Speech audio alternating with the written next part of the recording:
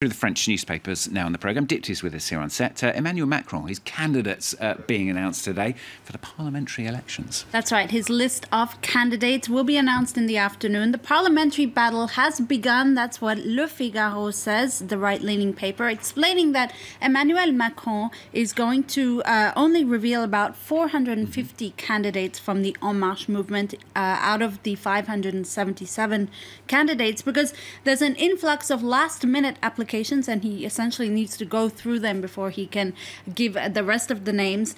The president-elect has a big job to do. He's got to select candidates for each of the seats. We know that these elections are crucial for him in order to govern with majority. It's a real casse-tête. That's what Le Parisien says. It's a real headache, both for Macron, but also the applicants, because they have to fill out an application online, including a really long questionnaire about their political commitments, their ties to unions and associations, as well as their priorities as MPs.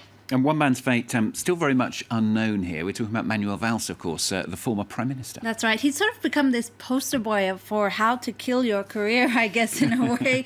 His torture continues, poor Manuel Valls. 6 months ago, he was Interior Minister, and now his political career is in limbo. This after his former party, the Socialist Party, began proceedings to kick him out. Meanwhile, he's indicated that he wants to join Macron's party, movement, but it's still unclear if he'll be accepted, because one of the hesitations that Macron has is his platform is all about change, renewal, and taking in Valls could give the impression that Macron is just recycling former ministers from François Hollande's government, hence his reticence. As Le Parisien explains here, au supplice, it's still agonizing wait for Valls. For L'Opinion, though, the right-wing paper, Macron's new government will be nothing but a spruced-up version of the old administration. Nothing changes in order for everything to change. That's what the right-leaning paper says on its front page. Macron already knows his picks for senior government advisors, according to the paper, and for L'Opinion, they say, well, most of them actually do come from Hollande's former government.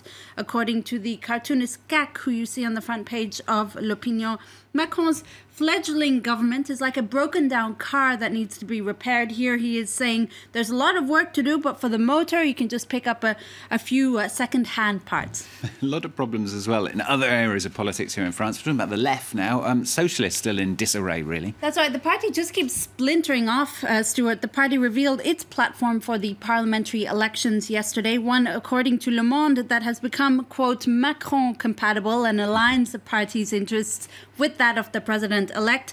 The party's presidential candidate, Benoît Hamon, has launched his own trans-partisan movement. This, as a group of French MPs, have also launched another movement, including Paris Mayor Anne Hidalgo, a movement that they call a humanist movement. Meanwhile, on the far left, Jean-Luc Mélenchon has rejected outright any talk of a possible alliance between his party, La France Insoumise, and the Communist Party. According to L'Humanité, the Communist paper, he'll be running in the parliamentary elections as a representative for Marseille. And just as chaotic, perhaps, on the far right. That's right. It's swaying quite a bit for Marine Le Pen. That's what Le Parisien says on its front page, adding that the far-right leader is, quote, groggy after a bruising second-round defeat in the presidential elections. Inside the party, her political line is also being questioned, and it comes as her niece Marion Maréchal-Le Pen has announced that she'll be quitting politics altogether for personal reasons. Her grandfather, Jean-Marie Le Pen, has called it a desertion, saying her leaving will weigh heavily on the parliamentary elections. And finally, I'm not sure if there's a link here or not. From politicians to monkeys, a bit of monkey business on the programme.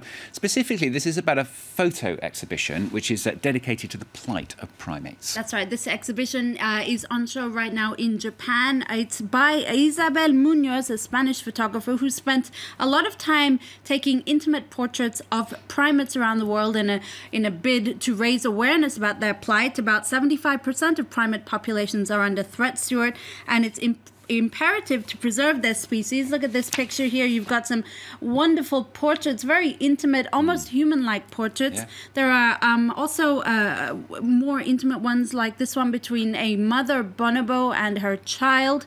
The photographer actually explains that bonobo species are fascinating because, first of all, they live in a matriarchal society.